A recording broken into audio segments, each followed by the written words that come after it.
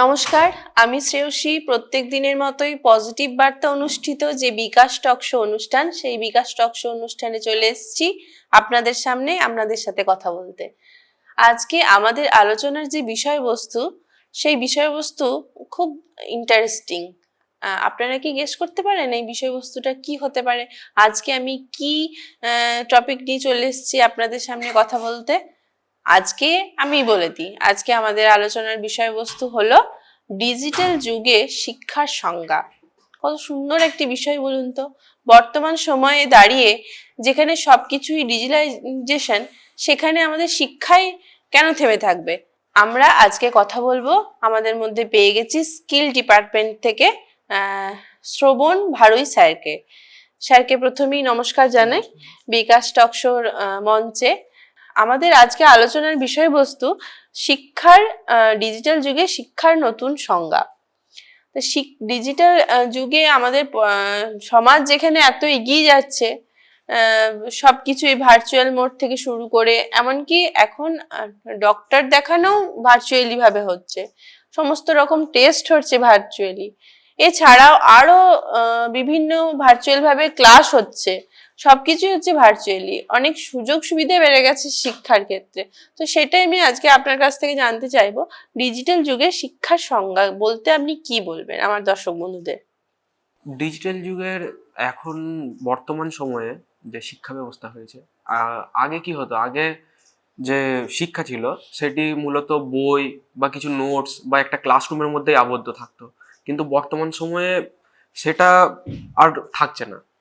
এখন কেউ যদি আমি যদি আজকে বোলপুরে বসে ভাবি যে আমি দিল্লির কোনো একটা ইউনিভার্সিটি থেকে কোনো কোর্স করব, সেটা এখন সহজেই হয়ে যাবে। এখন ডিজিটাল এআই বা ডিজিটাল ক্লাসরুম যেগুলো আছে, ভিআর ভার্চুয়াল রিয়েলিটি যেগুলো আছে, তার মাধ্যমে এখন যে শিক্ষা সেটা মানুষের হাতে সহজেই চলে এসছে। তো এখন যদি আমি কোনো কাজ করতে করতে আমি যদি ভাবি আমি অন্য কিছু নিয়ে পড়াশুনো করব বা অন্য কিছু শিখতে চাই, সেটাও এখন সহজেই শেখা যায়। তো এখন খুব সহজলভ্য হয়ে গেছে শিক্ষাটা ডিজিটালাইজেশনের পর থেকে। একদমই তাই। আমরা আপনার কথা সূত্র ধরেই বলি যে দূরে কোথাও গিয়ে যে সময় যে ব্যয় হয় স্টুডেন্টসদের একটা কোর্স করতে, তার হয়তো সেই কোর্সটা করা খুব দরকার, সেটা অনায়াসেই বাড়িতে বসে কম সময়ের মধ্যে সেই কোর্সটা কমপ্লিট করতে পারছে, বা তার যে শিক্ষাটা নেওয়া দরকার ছিল সেই শিক্ষাটা নিতে পারছে। ডিজিটালাইজেশনের যুগে শিক্ষার কি কি সুবিধা আছে বলে আপনি মনে করেন? ডিজিটাল শিক্ষার অনেক সুবিধা আছে, যেমন এটি খুব স্বল্প মূল্যে। আগে কোনো কোর্স করতে গেলে সেখানে থেকে বা যাওয়া আসার একটা যে বাজেট ছিল, সেটা অনায়াসে সেটা কমে যাচ্ছে। ঠিক আছে, আমার শুধু কোর্স ফিটা আমাকে জমা করে আমি ঘরে বসেই করতে পারছি। তারপরে সুবিধা হলো যে সময়টা অপচয় হতো যাওয়া আসা বা সেই সময়টাও পাচ্ছি হাতে, অনেকটা সময় সেখানে আমার থেকে যাচ্ছে। তার থেকেও বড় হলো যে যে কোনো জায়গায় বসে আমি কিন্তু কোর্সটা করতে পারবো। আমি যদি ভাবি যে আর না, আজকে আমার বোলপুরে আছি, কালকে আমাকে হয়তো অন্য কোথাও যেতে হতে পারে, তো আমি সেখানে গিয়েও কোর্সটা করতে পারবো। আমার সেই কোর্সের প্রতি যে গ্যাপ মানে কোর্সের জন্য যে গ্যাপটা আসবে, সেই গ্যাপটা কোনোদিন আসবে না। তো এরকম সুবিধাগুলো পাওয়া যায় শিক্ষার্থীদের জন্য। যেমন কোনো কিছু একটা পড়াশোনা করলে, আমরা যদি মেডিকেল প্রফেশন চয়েস করি বা আমরা যদি ইঞ্জিনিয়ারিং প্রফেশন চয়েস করি, সবকিছুর একটা আমরা সবসময় আগে জেনে নিই আমি ফিউচারে গিয়ে আমি এই জিনিসটা হতে চাই, আমি ডক্টর হতে চাই বা আমি ইঞ্জিনিয়ার হতে চাই, তখন আমি সেই প্রফেশনটাকে চয়েস করি। শিক্ষার্থীদের ক্ষেত্রে এই ডিজিটালাইজেশনের যুগে ডিজিটাল যে শিক্ষা ব্যবস্থা, তার কি ভবিষ্যৎ হতে পারে, এই নিয়ে যদি আপনি আমার দর্শক বন্ধুদের বলেন, যারা ঘরে বসে এখন ভাবছেন যে আমি ডিজিটাল এই কোর্সটা করে, হয়তো অনেকের মধ্যে এখনো ভুল ধারণা রয়েছে যে আমি করে আমার ভবিষ্যতে কি হবে, সেই জায়গা থেকে যারা এখনো মানসিকভাবে প্রিপারেশন নন যেই কোর্সগুলি সম্পর্কে, তাদের ভবিষ্যৎ কি হতে পারে? ডিজিটাল কোর্স করে বা ডিজিটাল শিক্ষার মাধ্যমে আমার ভবিষ্যৎ কি হতে পারে, আমার ভবিষ্যৎ উজ্জ্বল হতে পারে, আমি এই জায়গায় সাকসেস পেতে পারি, সেই সম্পর্কে যদি বলেন, আমার যাদের মনের মধ্যে এখনো প্রশ্ন রয়েছে তারা ক্লিয়ার হয়ে যাবে। তো ডিজিটাল শিক্ষার ভবিষ্যৎ বলতে ম্যাডাম, বললাম আপনাকে যেমন যে আমি কোনো জায়গায় ইনভলভ হয়ে আছি, কোনো জায়গায় কাজ করছি একটা, সাপোজ আমি এখন হয়তো কোনো অফিসিয়াল কাজ করি, আমার হয়তো সেটা পছন্দ নয়, আমার হয়তো ওয়েব ডেভেলপমেন্ট বা ওয়েব ডিজাইনিং শেখার ইচ্ছা হলো, বা ভিডিও এডিটিং শেখার ইচ্ছা হলো।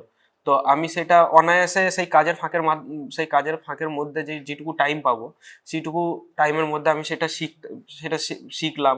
শিখে তারপরে সেটা শেখার পরে আমি বিভিন্ন জায়গায় অ্যাপ্লাই করলাম সেটার জন্য। ঠিক আছে, তো এইভাবে সেখান থেকে সেই কোর্স করার পর সেখান থেকে সার্টিফিকেট দেওয়া হয়। যেমন উদাহরণ দিই, যেমন গুয়াহাটি আইটিআই বা আইআইটি গুয়াহাটি বা আইআইটি রুড়কি থেকে এখন ওয়েব ডেভেলপমেন্ট আর ওয়েব ডিজাইনিং এর একটা কোর্স হচ্ছে অনলাইন। ঠিক আছে, 6 মাসের। তো এই ধরনের যে সুবিধাগুলো, এগুলোই ভবিষ্যৎ। আরো ভবিষ্যতে হতে পারে এরকম যে কোনো বিদেশের কোনো সংস্থা, বড় সংস্থা, সেখানকার কোনো কোর্স আমরা অনায়াসে অনলাইনে করতে পারি।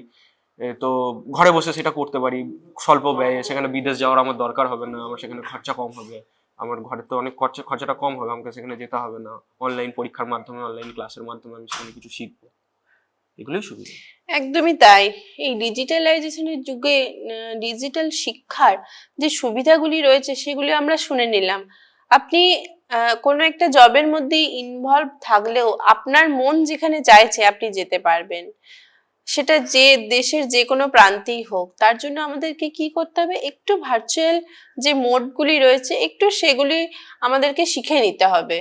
আর যে সমস্ত গ্রামাঞ্চলে ছাত্রছাত্রীরা রয়েছে বা অনেকে হয়তো একটু বয়স হয়ে গেছে কিন্তু অনেকে ভাবছে যে আমি এই কোর্সটা, আমার এটা শেখার ইচ্ছা ছিল, আমি সেটা এখনো শিখতে পারিনি, ড্রয়িং থেকে শুরু করে সবকিছুই।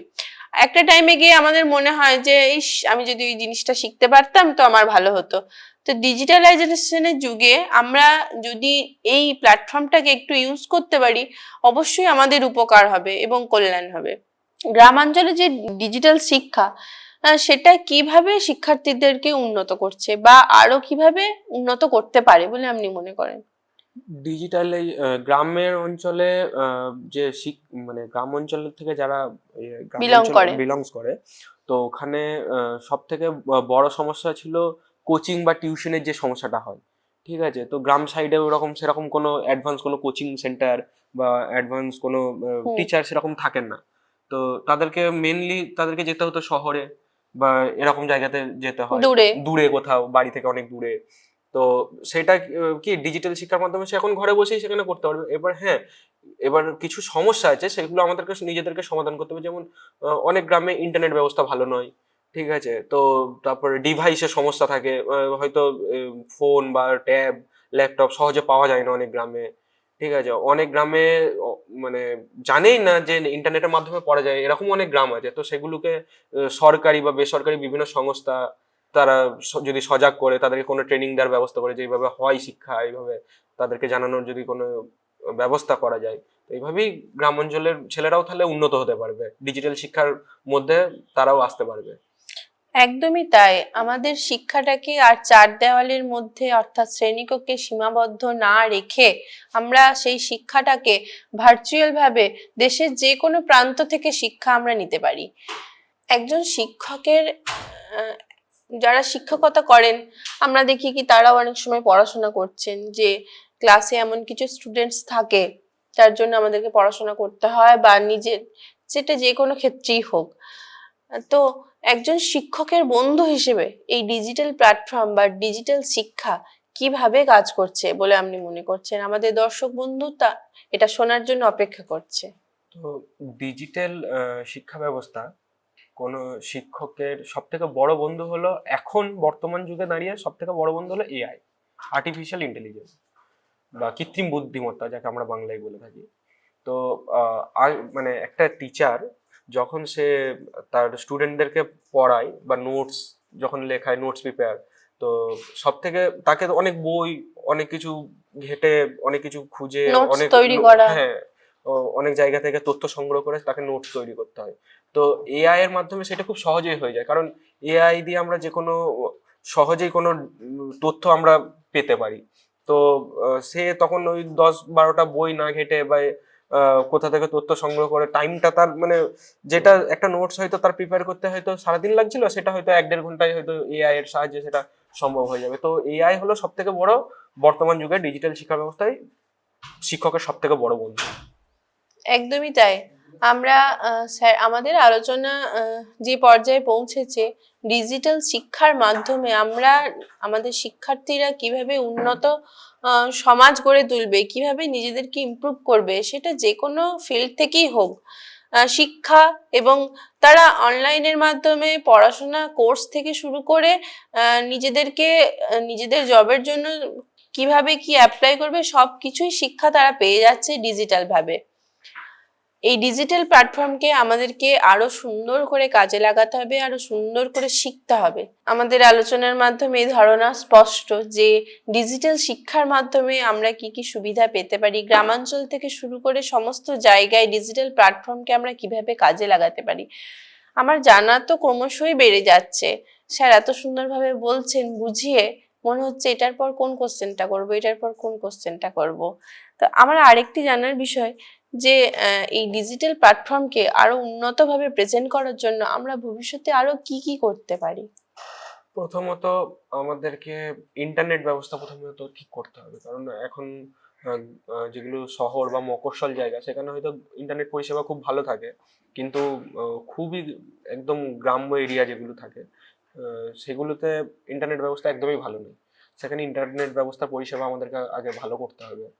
তারপরে করতে হবে যে এই বিভিন্ন এনজিও বা বিভিন্ন সংস্থা, ছোট বড় সরকারি উদ্যোগে হোক, যে গ্রামে গিয়ে যে গ্রামের যারা ছেলে মেয়ে আছে বা যারা জানে না এখনো ডিজিটাল শিক্ষা, তাদেরকে সজাগ করা।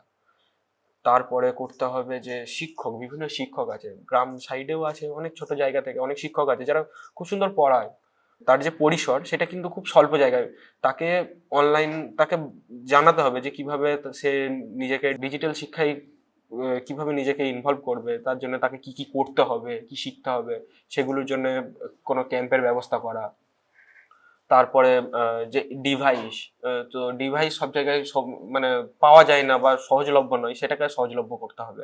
আরো করতে হবে টিচার যারা, তাদেরকে যেমন তাদেরকে কন্টেন্ট ক্রিয়েটারদের মতো চিন্তা ভাবনা আনতে হবে তাদের মাথাতে, যে কন্টেন্ট ক্রিয়েটাররা কিভাবে ভিডিও বানায় বা সেই ভিডিওটা এডিট করা বা এআই কিভাবে ইউজ করতে হয় সেগুলো যাতে তারা জানে বা তাদেরকে শিখতে পারে, তার ব্যবস্থা আমাদেরকে করতে হবে। এইভাবেই আমরা ডিজিটাল শিক্ষাকে আরো এগিয়ে নিয়ে যেতে পারবো। একদমই তাই।